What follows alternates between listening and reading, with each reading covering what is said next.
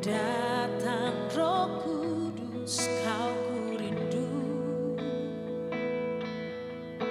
Dengan minyak yang baru urapiku,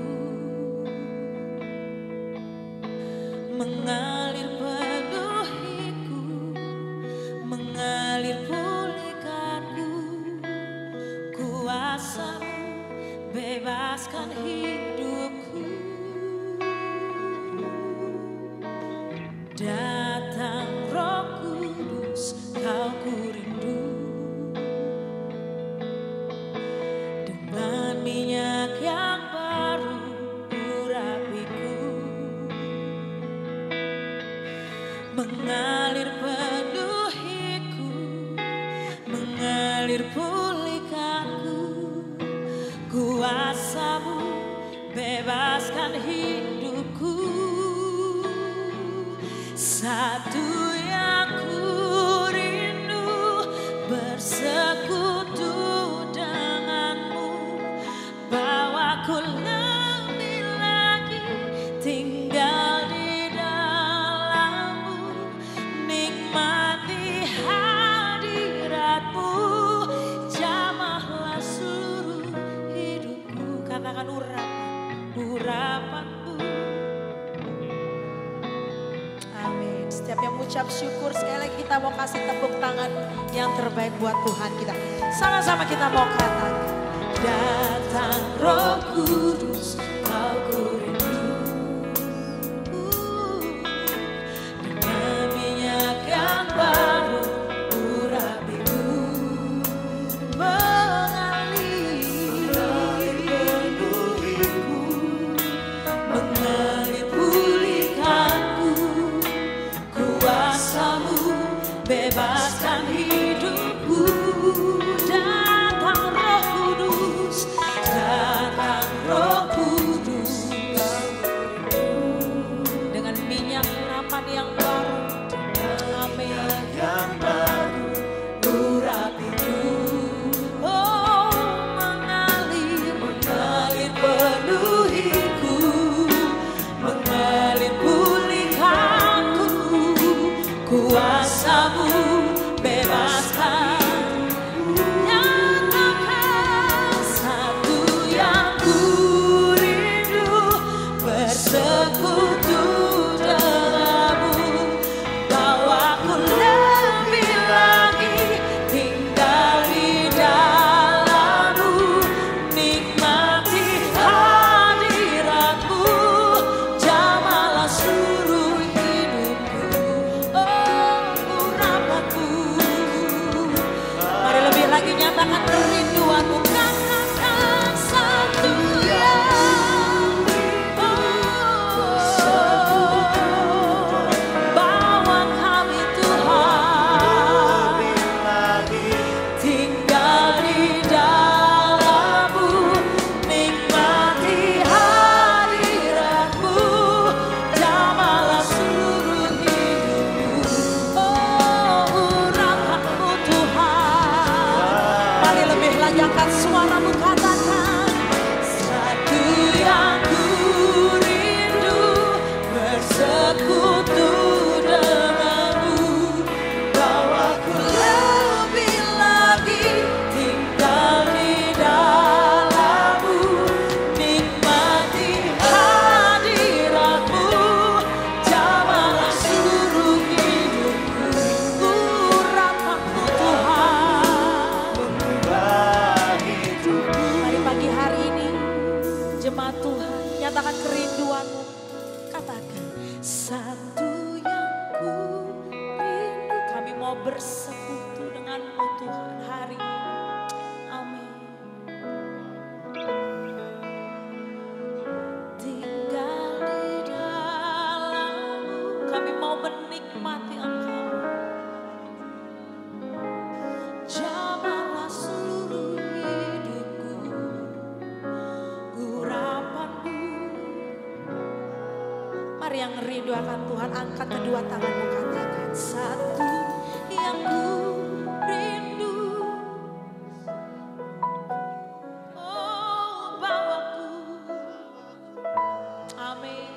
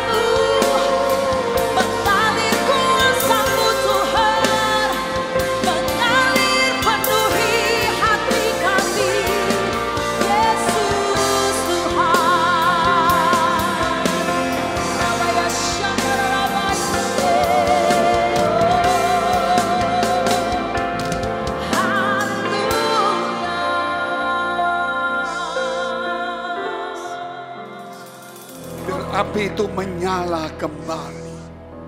Biar kasih semula itu kembali lagi. Semasa kami mengenal Tuhan, mungkin belum mengerti firman. Kemurnian hati menuntun kami, membuat kasih itu semula berkenan kepada Tuhan. Kini Tuhan, kami mengenal Tuhan. Roh-Mu mungkin ada pada kami, tapi roh itu mungkin kami padamkan. Sehingga bukan Tuhan yang bekerja, tapi kerap kali kami. Sehingga pikiran kami lebih dominan. Dan hati kami Tuhan lebih menentukan dan lebih berperasaan. Padahal Engkau mengajarkan kepada kami bahwa hidup kami bukan kami lagi. Dan supaya kami menyalipkan daging, pikiran dan perasaan kami. Supaya yang terdapat juga dalam Kristus Yesus. Matikanlah saudara hari ini. Sebagaimana firman Tuhan. Jikalau daging tidak mati, roh tidak hidup. Jikalau roh mati, daging itu akan hidup. Jika daging mati, roh itu akan hidup. Hanya ada dua pilihan. Sebab itu di dalam kekristenan, di dalam mengikut Tuhan, daging tidak boleh mendapatkan tempat di dalam hati kita. Walaupun mungkin kita masih hidup seperti itu, tapi biar firman Tuhan itu mengikisnya hari demi hari, supaya kita menjadi sempurna di hadapan Tuhan. Sebab itu kita perlu dimuridkan. Kiranya Tuhan biar firman-Mu mengurapi kami semua, menyucikan kami semua.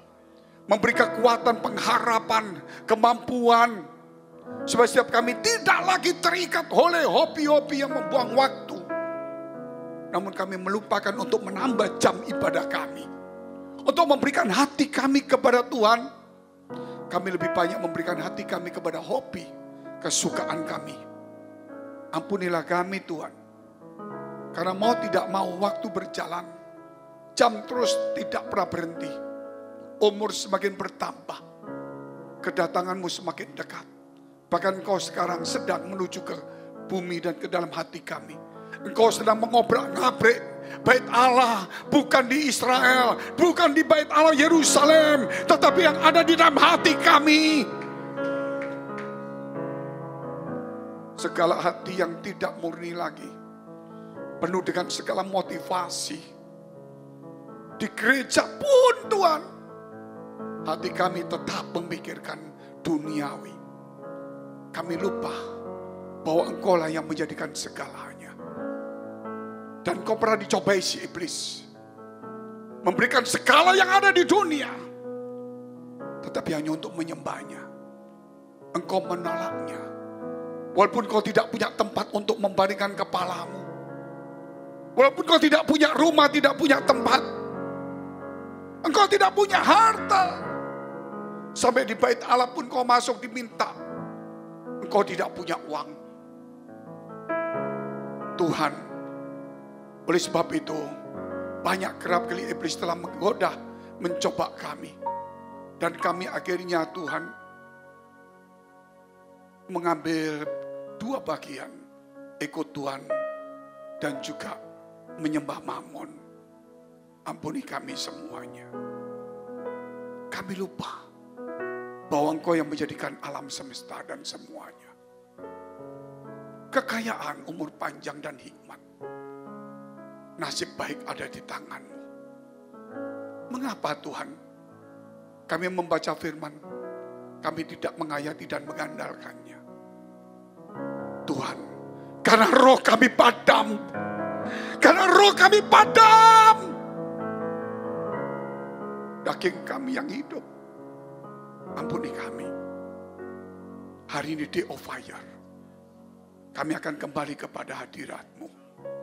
Seperti dulu. Waktu kami mengenal Engkau. Di dalam nama Yesus. Kami sudah mengucap syukur dan berdoa. Haleluya. Amin.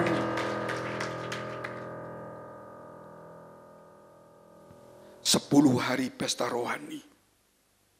Tapi kalau saya khotbah bukan hanya 10.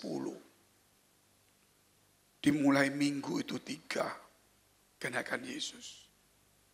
Ditambah minggu lagi 3. Ditambah lagi Pentakosta 3, 9. Ditambah lagi saudara, kurang lebih 9. 18 kali khotbah. Di tempat yang kurang lebih 7, 8 tempat yang berbeda. Dengan materi semua berbeda. Karena itu direkam setiap hari. Untuk di off-air, apa yang dikhotbahkan hari ini masuk juga. Dan kita ambil seri itu, Jesus is coming. Ulang-ulang saya katakan, Yesus ada di surga. Tapi juga sedang ada dalam hatimu. Yesus bukan cuma duduk diam di dalam hatimu. Dia mengemudikan hidupmu. Bukan hanya mengemudikan. Dia melihat ada begitu banyak dagangan di dalam hatimu. Ada begitu banyak motivasi-motivasi dalam hatimu. Mengiring Tuhan, bahkan memberikan persembahan pun engkau ingin supaya engkau mendapatkan berkat. Itu adalah satu kejijikan bagi Tuhan. Itulah kejahatan yang tersembunyi.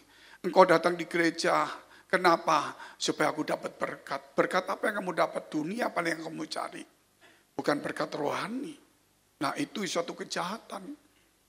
Kalau engkau datang di gereja supaya aku dapat berkat, apa yang kamu cari? Berkat rohani itu kebenaran hidup. Kita masih diarahkan di 2 tempat, saudara. Gereja masih di persimpangan jalan. Oleh sebab itu, saudara, waktu tidak lama lagi. Back to Jesus teaching. Kita kembali ke ajaran Yesus. Saudara, kita ada di gereja, kita buka gereja ini sudah 18 tahun. Ini periode 15 tahun yang pertama. Dan kita akan masuk 15 tahun yang kedua. Dengan minggu yang berkualitas 1560 kali hari minggu. Apakah setiap minggu saudara sudah memberikan kualitas? Sebagai pelayan, sebagai pengkhotbah? Saya kira kita masih bertempur. Bukan dengan diri kita, bertempur dengan teman kita. Artinya dalam diri kita masih belum menjadi lawan yang berat. Kita mesti cari lawan orang lain. Lawan terberat adalah diri kita sendiri. Perasaan ego kita sendiri. Sebab Tuhan dah katakan jangan kalahkan musuhmu. Tetapi sangkalkanlah dirimu sendiri. Dan musuh kita tidak dikalahkan. Tapi kasihlah musuhmu. Mengapa kita mengalahkan musuh kita? Bukan mengasihi. Bandingkan di gereja sendiri kita mencari lawan teman kita. Dan kita merasa benar dengan pandangan kita. Dan kita mencari teman. Bukan salah. Karena kita punya pendapat panjang berbeda. Tetapi firman Allah belum berlaku dalam hidup kita. Kasihlah musuhmu. Terus musuh-musuh kok dikasih, Pak? Yang dilawan siapa? Dirimu. Amin. Supaya firman itu masuk dalam hidup saudara. Itu penting sekali. Kalau kita tidak mengerti ini, seumur hidup kita di gereja. Darah saya akan dituntut kepada saudara suatu hari waktu di surga. Tapi kalau saya sudah menyampaikan semuanya ini, saya bebas. Saudara, tinggal setiap orang berurusan dengan Tuhan. Karena tanggung jawab di mimbar ini bukan mencari uang. Tanggung jawab di mimbar ini bukan sampai kedudukan untuk mencari popularitas atau fasilitas. Tapi di sini tanggung jawab sama Tuhan. Menyenangkan Tuhan, bukan menyenangkan jemaat. Saudara, kalau kita menyenangkan jemaat, lain lagi. Sebab itu hari ini saudara, jangan pernah memberi fasilitas apapun kepada saya. Saudara terlalu baik sama saya. Saya enggak. Saya senang saudara baik. Tawar kiri kanan. Saya cuma satu, berdoalah dan hiduplah benar. Karena saya dipelihara Tuhan. Saudara, sudah sekian puluh tahun saya melayani Tuhan. Tinggal di desa, keliling. Mau panas dingin, hampir setiap pelayanan tidak pernah saya lewatkan. Saudara, sampai hari ini Tuhan tetap pelihara saya. Saya keluar negeri juga bukan ngambil uang gereja. Saudara, saya hidup juga bukan dari uang gereja. Walaupun saya full time, tapi saya full heart, tapi saya tidak mengambil uang dari gereja. Karena saya tahu Tuhan pelihara saya. Amin. Kalau Elia saja dikirim burung gagak, saudara. Makanya kalau saya ngomong seperti itu, saya ingin supaya saudara bukan demonstrasikan mencobai Tuhan. Aku punya iman, aku tidak mau kerja tapi kaya. Gak mungkin, saudara. Tuhan bisa, tapi itu mencobai. Tapi kalau hari ini saudara berkata, Tuhan aku berserah kepada Tuhan. Bahwa hidupku ada Engkau pelihara. Aku usaha. Tapi tetap aku cinta Tuhan. Dasar firman sebagai kehidupanku. Roh itu harus menyala kembali. Kenapa saudara? Firman itu pelita dan terang. Itu berarti menyala. Kalau roh kita padam, firman itu tidak pernah menuntun kita ke masa depan. Makanya roh itu harus menyala-nyala. Berapi-api. Itu penting sekali. Saya berapa kali saya sakit. Tanggal berapa ya? Yang lalu ya. Saya di sini minggu lalu. Saya khotbah 3 kali, saya ganti 2. Karena malam ada ucapan syukur. Suara sudah habis-habis. Kalau 4 kali terus nggak istirahat langsung ke sana. Saudara, Selasa mesti KKR lagi di Tanjung Pinang. Rebo di Batam lagi. Saudara, suara sudah habis. Tetapi pagi hari saya, waktu Sabtu sampai sini, suara lebih berat lagi. Saudara, saya minum obat, vitamin, saya berdoa. Saya tidak akan mundur. Suara tidak keluar. Saya tidak akan mundur. Pokoknya saya nak mimbar, ngomong tertatih-tatih, nggak apa-apa. Kecuali nggak ada suara, ya sudah. Pokoknya saya nggak mundur. Itu pagi hari sebelum saya bangun. Saya lihat ada tangan besar. Memberikan kepada saya seperti obat, warnanya putih. Saya antara mau bangun enggak, saya lihat ini. Loh, ini kan obat mah. Saya pikir gitu saudara. Ini pikir masih begitu saudara. Tapi belum saya makan. Oh, saya buka. Saya pasti khotbah. Karena Tuhan memberi kekuatan. Amin. Saya bilang saya pasti khotbah. Jadi itulah saudara. Jangan pernah takut. Kesulitan apapun juga kalau saudara memang untuk Tuhan, dia pasti buka jalan. Sebab itu roh tidak boleh padam. Kalau roh padam saudara ada kesulitan aja saudara sudah mundur. Tapi kalau roh itu menyala-nyala, ada kesulitan saudara tidak akan pernah mundur. Itulah saudara penting sekali. Tema Jesus is coming. Seri keempat.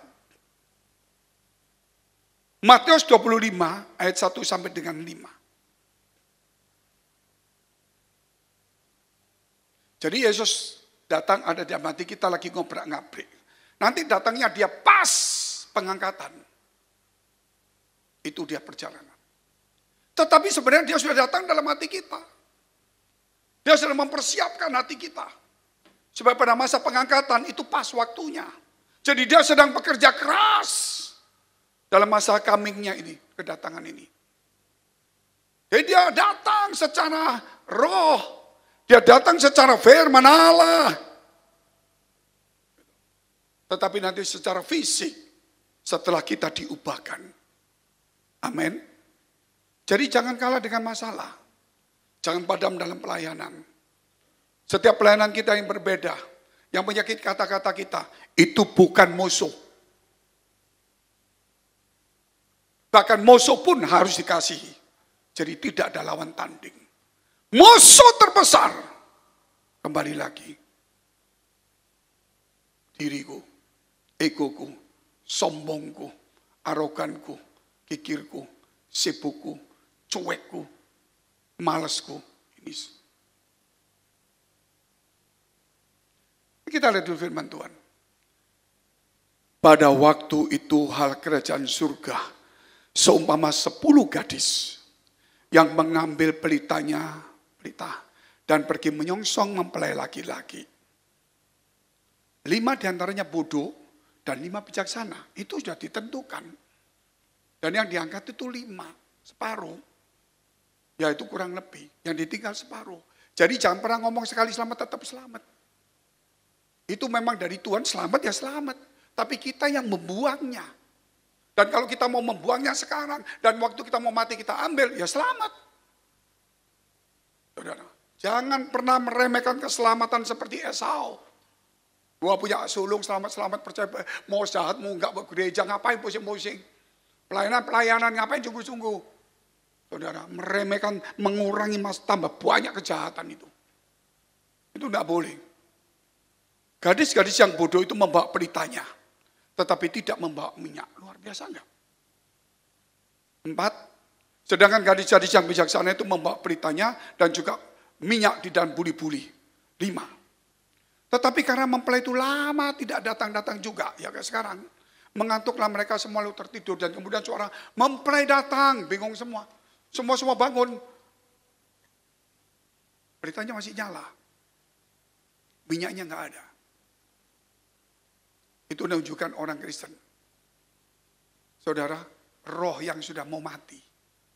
Mati hidup. Kenapa roh itu mati? Bukan karena ibadah. Roh itu hidup hanya karena firman Allah. Saudara, roh kita itu makannya firman Allah. Kalau jiwa kita makanannya hiburan, tubuh kita tuh makanannya lain lagi.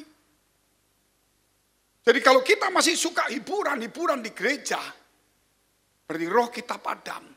Tapi kalau kita suka firman Allah, dan kalau suka firman semakin tajam, itu memisahkan antara jiwa dan roh, baru ketahuan. Aku suka tajam, berarti kamu bisa menyisihkan jiwaku di sini ternyata, rohku di sini. Ternyata aku hari ini sukacita luar biasa, damai sukacita. Tapi sebenarnya rohku kering. Karena aku cari hiburan.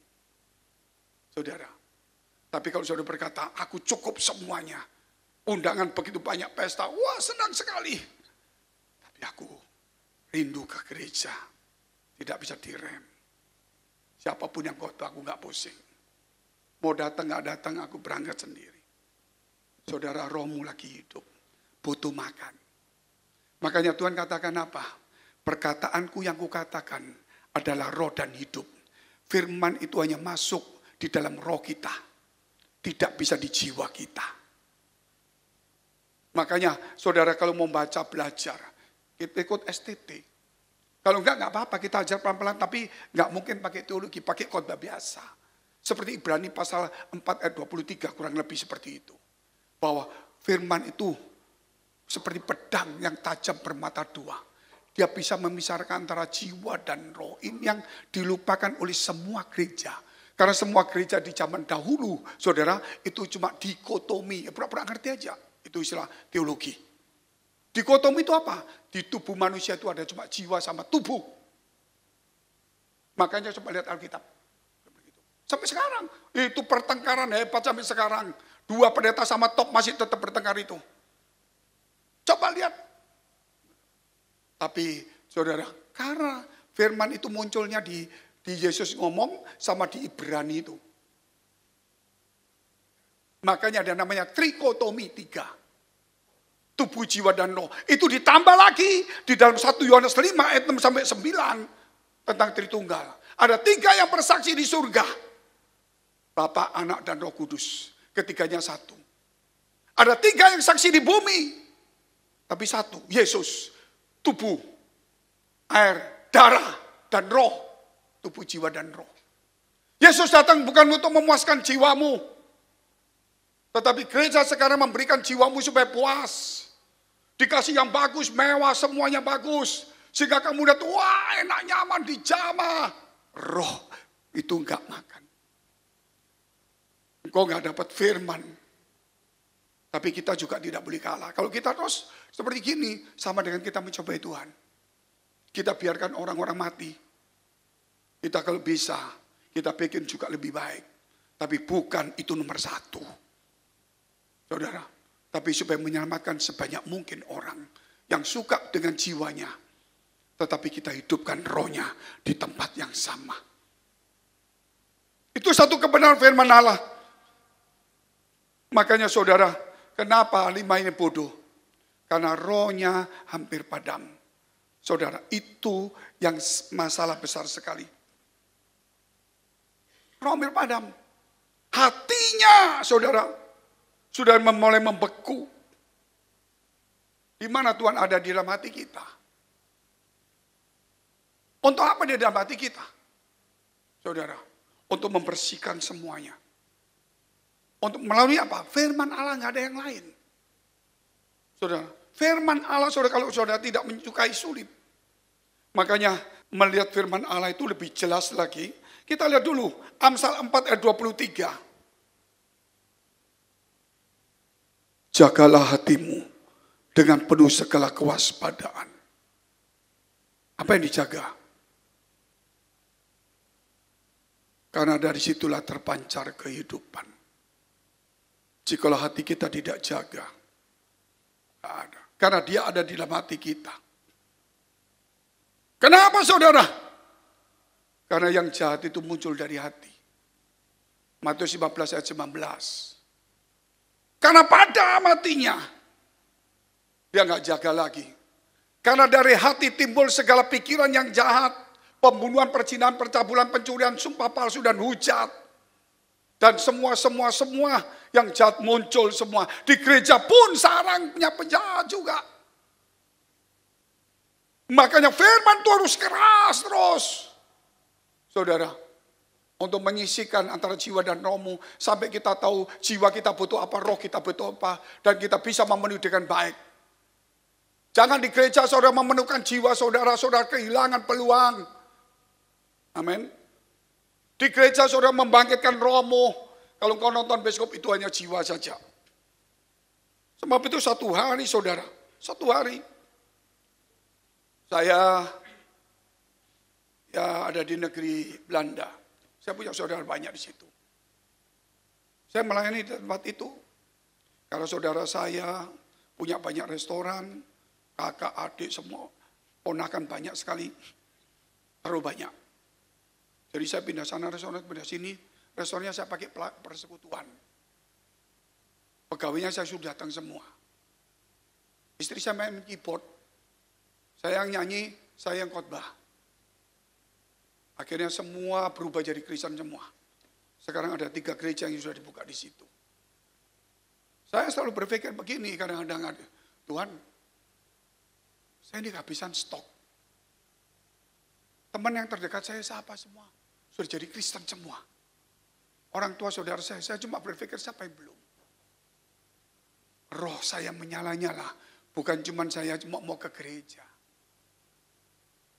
Makananku adalah melakukan kehendak Bapa dan menyelesaikannya. Amin. Siapa yang di dekat saya yang belum bertobat?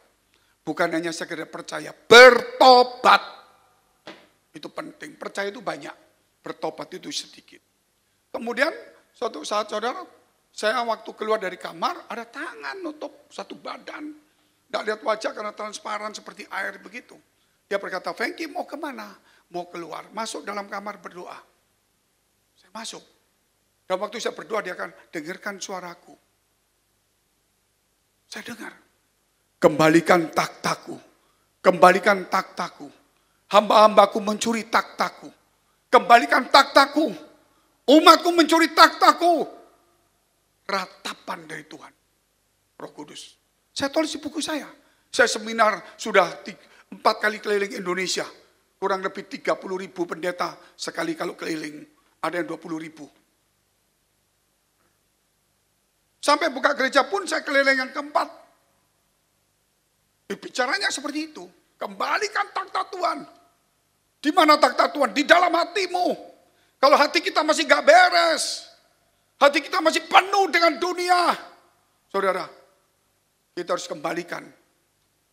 Hati kita saudara, itu takhta Tuhan. Tidak ada lagi namanya kejahatan, iri, hati dengki. Makanya di gereja ada namanya karakter Kristus. Kalau saudara ditegur, saudara marah, oke, itu manusia. Biasa. Kalau saudara dipuji, senang, itu manusia. Jiwamu lagi hidup itu. Lagi hidup kita.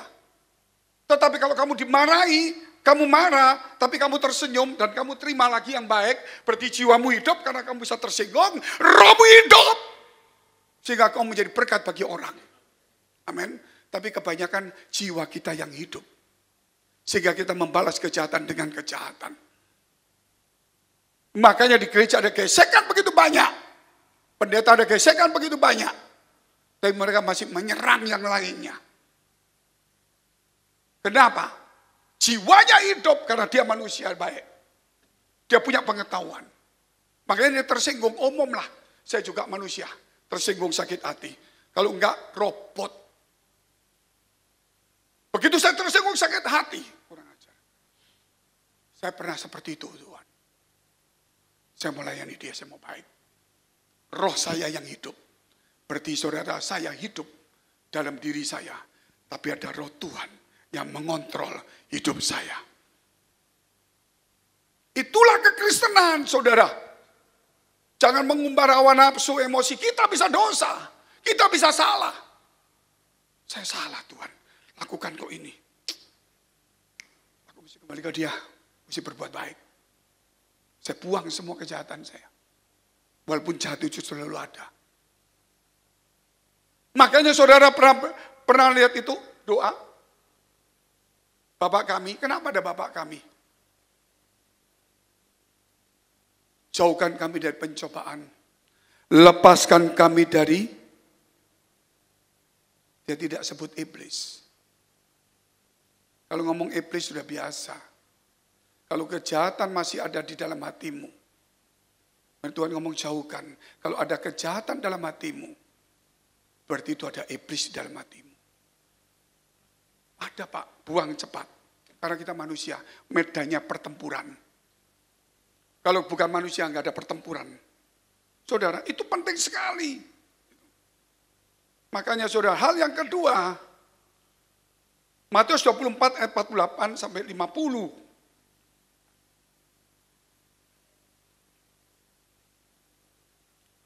Akan tetapi apabila hamba itu jahat, hamba Tuhan ini, dan berkata di dalam hatinya, Tuanku tidak datang-datang, padahal Jesus is coming. Secara fisik belum muncul. Fisik muncul itu untuk langsung saudara melihat dan diangkat. Dia muncul secara fisik bukan membereskan dosamu. Itu waktu dia turun di dunia, secara fisik itu membereskan dosamu. Tapi nanti dia akan kedatangan kedua, bukan membereskan dosamu. Dia untuk mengangkat engkau. Tetapi sekarang sebelum dia datang secara fisik, dia datang secara roh dan firman. Dia sekarang membereskan hati kita. Sewaktu pengangkatan itu tidak ada pembersihan, langsung diangkat. Bisa tangkap ini, saudara harus mengerti.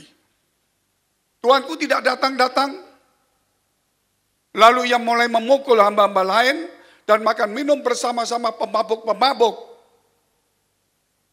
Maka Tuhan hamba itu akan datang pada hari yang tidak disangkanya, dan pada saat yang tidak diketahuinya. Dan orang itu dilempar ke tempat yang jahat. Kenapa? Hamba yang jahat. Pak, saya mau jadi hamba baik. Kalau mau jadi hamba baik, nggak usah berbuat baik. Setiap pendeta itu pasti baik, saudara. Saudara injak kakinya. Ngawur aja kamu, ini kaki saya, bukan kaki gajah ini. Senyum dalam hati. Tak tampar. Nggak ada kata-kata jahat dalam mulut mereka. Sekali-sekali keluar iya. Untuk menjadi baik, itu semua orang bisa. Tetapi ingat, kalau kejahatan tidak dibuang dalam hati kita, semua kebaikan kita itu mengandung kejahatan. Paham saudara ya?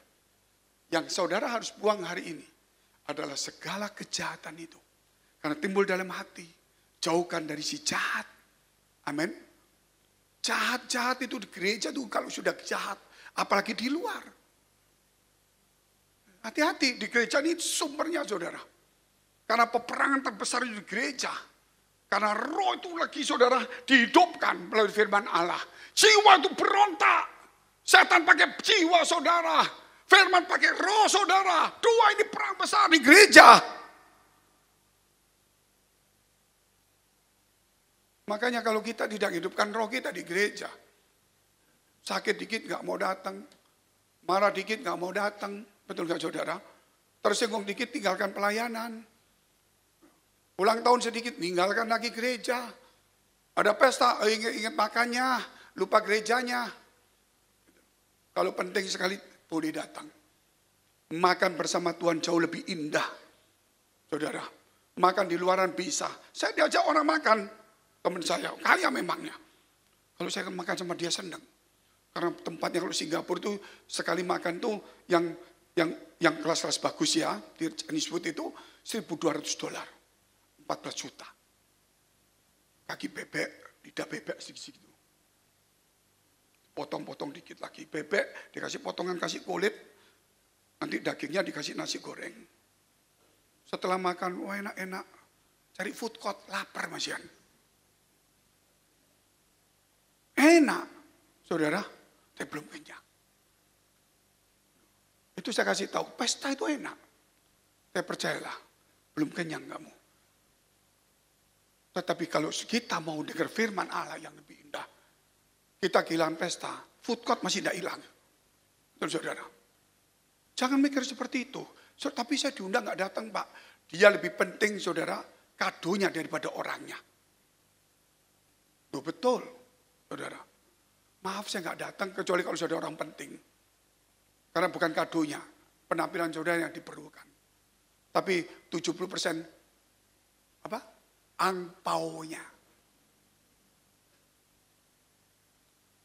Supaya hemat uang lah saudara.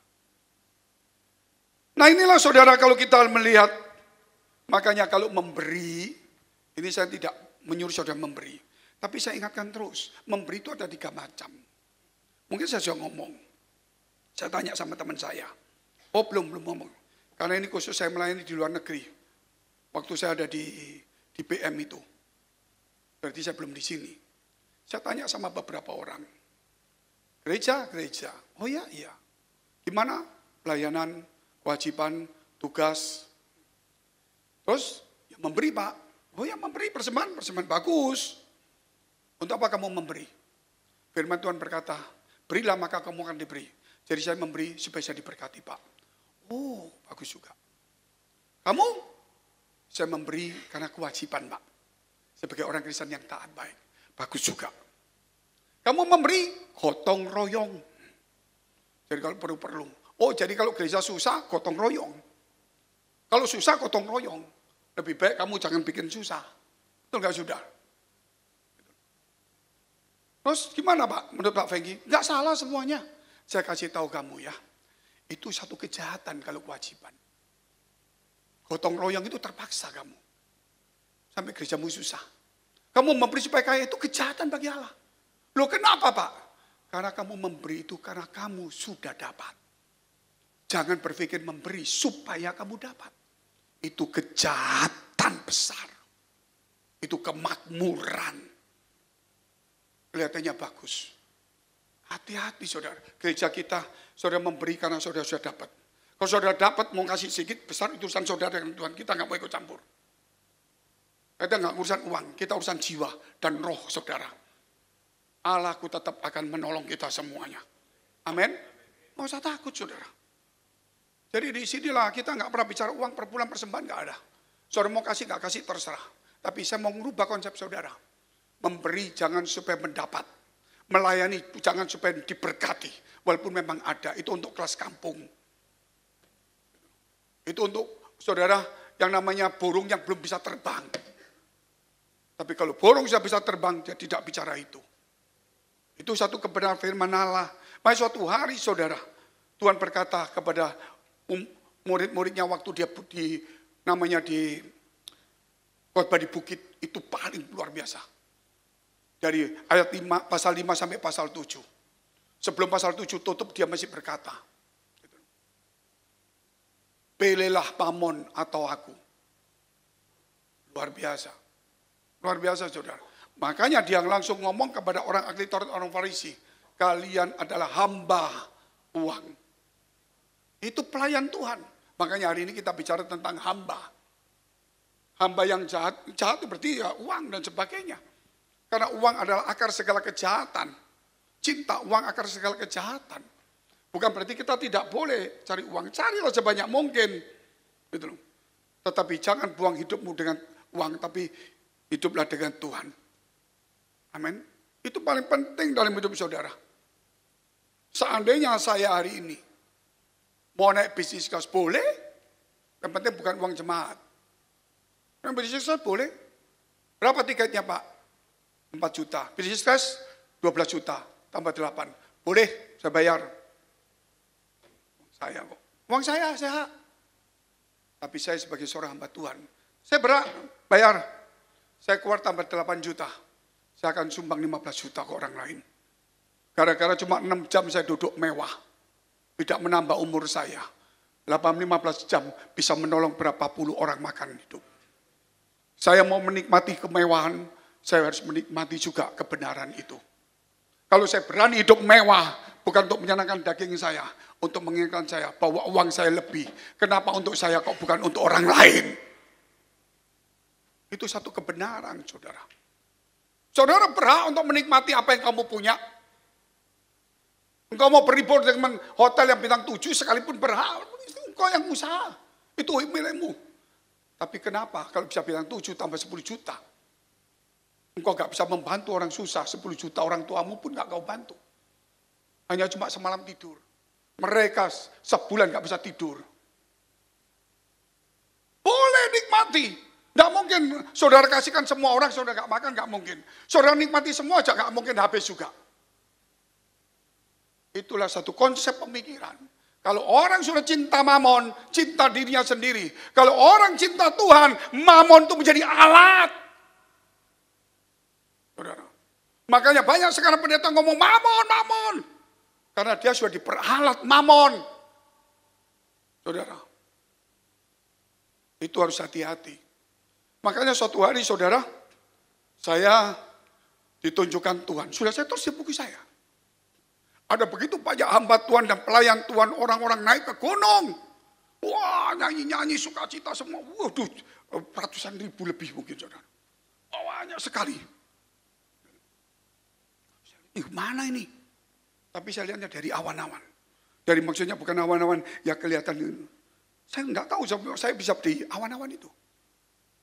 Terus tiba-tiba di mana itu? Saya dibawa sama Tuhan. Di gunung itu, di kaki bukit. Loh, banyak sekali ke gunung. Terus saya di gunung apa? Oh, masuk surga Tuhan. Dibawa sama Tuhan melewati gunung itu. Baru saya tahu ada Tuhan di samping saya. Terus saya lihat, ternyata gunung itu, saudara, ujungnya itu jurang api. Orang jatuh satu-satu. Saya teriak, stop! Dan saya sudah seminar. 30.000 pendeta. Saudara, tidak ada yang dengar. Akhirnya Tuhan suruh saya buka gereja ini. Supaya bukan suara, teladan. Sampai hari ini kita ngomong pun, itu gereja di Pak Fengki itu. Salib-salib terus yuk. Sampai ada orang ngomong, waduh menyakitkan Tuhan. Itu gereja anti berkat. Saya bilang berkat mana? Gak pernah ngomong berkat. Firman itu berkat rohani. Kalau kamu lakukan firman, ada berkat jasmani. Kalau kamu ngomong berkat jasmani, itu mamon. Semua itu berkat jasmani itu karena berkat rohani. Carilah kerajaan surga kebenarannya. Renungkan Taurat. Betul gak saudara? Baru ada. Orang sudah di brainwash seperti itu. Jadi orang tidak mau ke gereja karena jangan nanti aku miskin, keterlaluan sudah. Makanya jarang sekali gereja kemakmuran. Jemaat kemakmuran datang di gereja kita kuat nggak kuat. Tapi orang-orang rohnya yang hidup, yang sudah bisa nyembangi sama jiwanya, dia akan bisa bertahan. Tapi kalau rohnya padam, jiwanya muncul, tidak tahan di gereja ini. Sampai dia bisa berubah. Makanya hari ini saudara hati-hati. Saya bilang tanya kenapa Tuhan mereka begini. Hati mereka sudah dikuasai mamon. Semua pelayanan tujuannya untuk menyenangkan, memperkaya fasilitas diri sendiri. Makanya saudara lihat di media. Semua yang diomongkan semua itu adalah untuk sensasi kepopuleran mereka sendiri. Saudara kamu mau cari follower jangan pakai nama Tuhan. Cari yang lain. Amin. Saudara setengah telanjang aja yang nonton banyak. Buat apa jual firman tidak karuan? Kalau jual firman memang untuk firman lah. Nah, ini satu kebenaran firman Allah. Makanya saudara, kalau kita berkata, hamba baik dan yang jahat, itu harus tahu. Kalau kita matikan yang jahat, pasti yang baik muncul. Kalau hati kita itu ada Tuhan, tidak mungkin ada kejahatan. Karena kejahatan muncul dari hati, timbul sampai ke pikiran kita. Kalau hati dikuasai firman Allah dan Tuhan, saudara, disitulah kebenaran akan muncul. Sehingga pikiran kita dikontrol. Karena pikiran kita juga dikuasai oleh jiwa. Sehingga kita kontrol melalui firman Allah ini. Tapi kalau roh kita mati, jiwa itu nusuk ke pikiran kita. Ngapain lu susah-susah gini? Pelayanan susah-susah. Mama saya pernah ngomong sebelum meninggal. Manggil saya pakai nama Chinese. Lu pelayanan dari dulu. Sejak kawin sampai sekarang. Gak pernah ngambil duit gereja. Gak ada duit gerejanya. Dari mana duit? Hidup susah loh. Saya bilang, Ma, mau susah apa? Toh aku bisa keluar negeri, saya ke desa, ke mana, aku bisa nyumbang, Ma.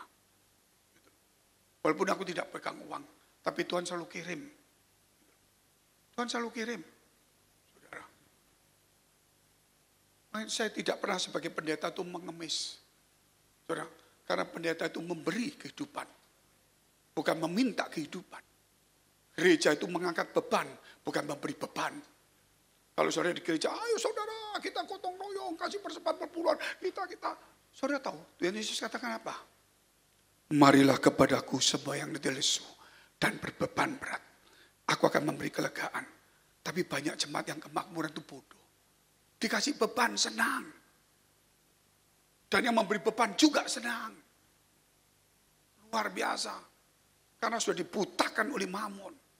Dia dianggap hidup itu kalau kaya di bumi, itu kaya di surga. Memang itu hak kita. Tetapi saudara harus tahu, tujuan kita adalah kebenaran. Roh kita hidup, mau kaya atau miskin itu nomor 3, nomor 4. Gak usah diomong nomor 1 di gereja. Kalau Tuhan kasih lebih, kita tetap cinta Tuhan, melayani Tuhan. Roh yang hidup, kasih kurang, dia tidak mengeluh. Tetap roh Tuhan yang hidup. Amin. Kita mau hidup mewah, kita kasih juga kemewahan kepada orang lain juga. Amin. Itu penting dalam hidup kita. Makanya saudara gak gampang ikut Tuhan. Yang ketiga, mengenal Tuhan dan berkarya. Mengenal Tuhan dan berkarya. Matius 25 ayat 43 sampai 46. Ketika aku seorang asing, kata Tuhan, kamu tidak memberi aku tumpangan. Ketika aku telanjang, kamu tidak memberi aku pakaian. Ketika aku sakit dalam penjara, kamu tidak melawat aku. 44. Lalu mereka pun akan menjawab dia karena kenal. Katanya, Tuhan, bila mana kami melihat engkau lapar atau haus, atau sebagai orang asing, atau telanjang, atau sakit, atau dalam penjara, dan kami tidak melayani engkau? Dia kenal Tuhan berarti. Maka ia akan menjawab mereka, aku berkata kepadamu, sesungguhnya segala sesuatu yang tidak kamu lakukan kepada salah seorang dari yang paling hina ini, kamu tidak melakukan juga untuk aku. 46. Dan mereka ini akan masuk ke dalam tempat siksaan yang kekal, tetapi orang benar ke dalam hidup yang kekal. Saudara kenal Tuhan? Kenal. Kalau saudara kenal Tuhan, saudara mesti kenal juga orang yang sengsara dalam sekitarmu. Engkau tidak bisa memberi uang. Mungkin kau orang yang terbatas. Tapi minimal doakan dia. Bawa ke gereja. Amin. Jangan diiming-imingi uang. Nanti datang di gereja, cuma cari kaya, bikin orang tambah jahat lagi. Ini tidak mudah memang, tapi harus begitu. Orang kenal, makanya saudara lihat gereja. Berapa banyak dia punya uang gereja? Berapa banyak dia kasih orang miskin, orang susah, orang misi? Hampir nol. Gereja kita ada diakonia. Setiap November sampai Januari pengumpulan dana, terserah orang. Itu kita bagikan ke gereja lain, bukan BES. Dan kita ada BBC, Because Best Care. Bencana alam, gempa bumi semuanya kita bantu. Baru bulan ini aja saya nggak bisa bantu. Ada teleponan dari teman saya. Pak, kami kena bencana, Pak. Di mana? Gunung Ruang. Raung atau Ruang? Ruang. Ruang di mana? Ternyata di daerah Cangir. Bisa bantu. Saya gak jawab. Saya sambil begini. Bulan depan deh. Saya kirim. Tapi orang sudah mati. Saya tunggu dulu dah. Sabar. Di off-air saya selesai. Saya gak jawab dia. Baru kali ini kita gak jawab. Saudara. Tapi tetap saya akan jawab. Karena itu kewajiban. Saudara. Itu kita harus punya hati seperti itu. Kalau gereja kita maju, apa saja maju. Kalau orang lain susah, masa kita nggak tolong? Amin. Apakah kita mau hura-hura di gereja terus, sedangkan orang susah itu orang yang malang. Makanya di gereja kita itu ada juga kas namanya diakonia. Selain diakonia November sampai Januari itu untuk Natal, itu setiap bulan ada diakonia. Diakonia ini untuk BBC, bencana alam gempa bumi. Sehingga begitu kita tidak pergi Sanger, seperti gereja lain ke Sanger, kita foto-foto video, oh susah ya, gempa bumi susah ya, foto saya taruh di sini, minggu depan ditayangkan, kita membutuhkan dana saudara 3 minggu. Begitu dapat duit kita berangkat lagi, 7-8 orang kena tiket 100 juta, sumbangannya 150, jadi sisa 50 kita kasihkan dia. Luar biasa gereja itu, hebat. Kalau kita enggak, saudara, ada duit berangkat gempa bumi, berangkat berdewek. Bersendiri-sendiri, itu baca Perancis tadi. Harus seperti itu. Jangan ngurangi uang itu. Kalau terpaksa kurang istri kita, jaga apa-apa. Itu miliknya mereka, miliknya Tuhan. Dan gereja itu yang menanggung mereka. Walaupun kita tidak punya tanggung jawab langsung. Tapi kita menjadi bagian dari kesulitan mereka juga. Makanya Tuhan titipkan saudara iman, titipkan pekerjaan. Amin. Makanya datang di gereja, jangan supaya nggak dapat berkat, saudara nggak akan terus senang. Karena saudara akan merasa miskin di gereja terus walaupun punya uang 10 miliar. Saudara memberi 1 miliar pun saudara merasa miskin karena saudara ingin lebih banyak lagi. Datang di gereja merasa cukup. Engkau memberi sedikit atau banyak gak ada urusan. Tapi engkau memberi karena engkau sudah dapat. Engkau melayani karena engkau hidup.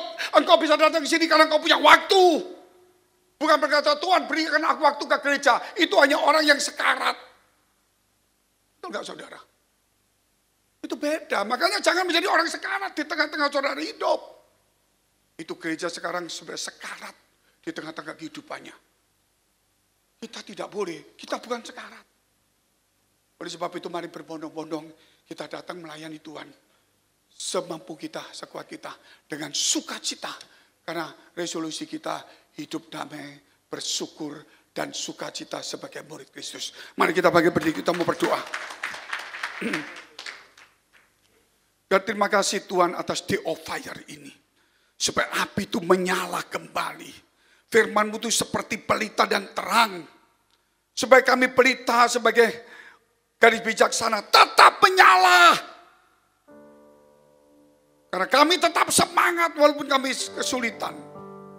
Sehingga kami tidak tahan terhadap penderitaan orang lain. Bukan gereja yang harus hebat. Gereja yang harus mewah. Itu kalau boleh. Apa artinya gereja mewah uang lebih? Kalau banyak orang di sekitarnya menderita. Tuhan, berikan kepadaku hati. Jauhkan dari si jahat. Aku ikut Tuhan. Aku melayani. Aku ngerti firman Allah. Aku menabur berbuat baik. Tapi kejahatan masih ada dalam hatiku. Aku egois. Aku sedang dipuji. Di gereja pun kalau aku tidak suka dengan orang lain, tersinggung. Aku marah, aku menyerang dia. Karena aku manusia Tuhan. Jiwaku masih punya. Tapi Tuhan katakan, jiwamu memang seperti itu. Tapi rohmu hidup. Sehingga kamu tidak punya musuh walaupun orang memusuhimu. Sehingga rohmu harus mengasihi dia. Musuh yang terbesar adalah dirimu. Kalau kau tidak bisa mengampuni dan mengasihi orang lain. Bapak, tolong kami semua di tempat ini. Buka pikiran hati kami semuanya. Biar kesucian kebenaran masuk dalam hati kami. Waktu sudah sangat singkat Tuhan. Jesus is coming. Dia lagi obrak-abrik bait Allah. Bukan di gereja gedung. Di dalam hati kami. Penuh kejahatan.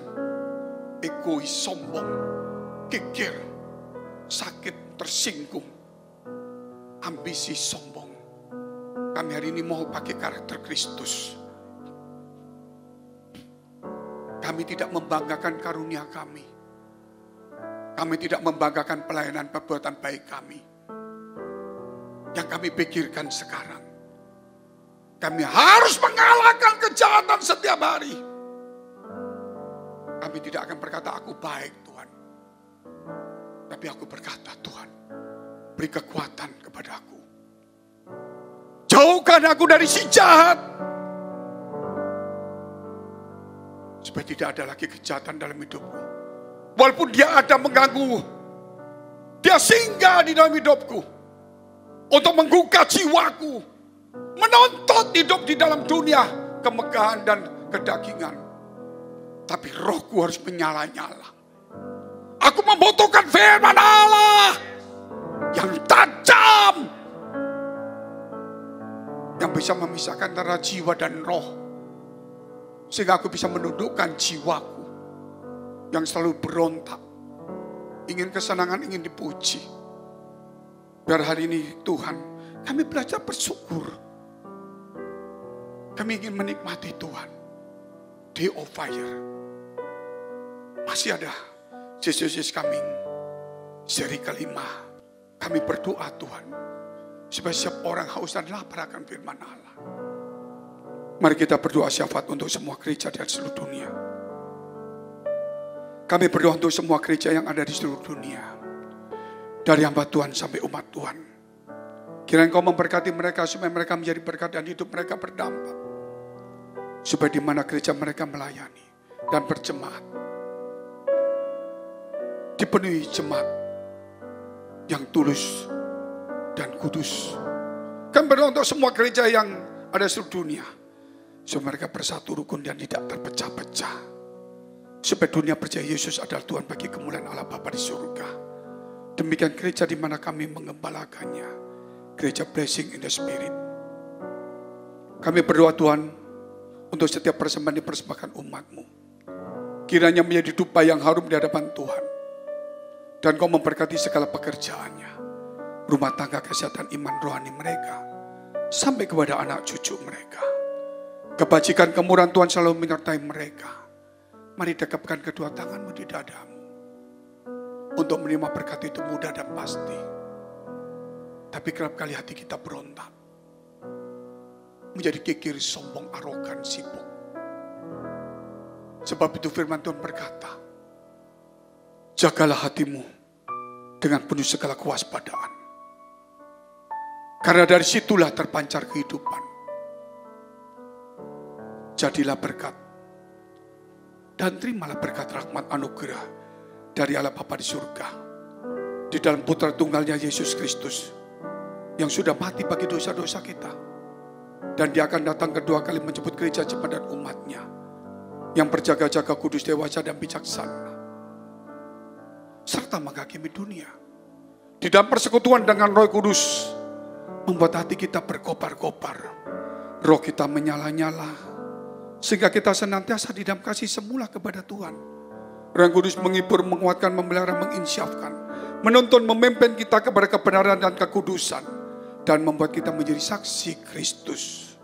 Mulai hari ini sampai selama-lamanya. Kita akhiri dengan doa yang diajarkan Tuhan Yesus pada kita. Bapa kami yang ada di surga. Dikuduskanlah nama-Mu. Datanglah kerajaan-Mu. Jadilah kehendak-Mu di bumi seperti di surga. Berikanlah kami pada hari ini makanan kami yang secukupnya. Dan ampunilah kami akan kesalahan kami.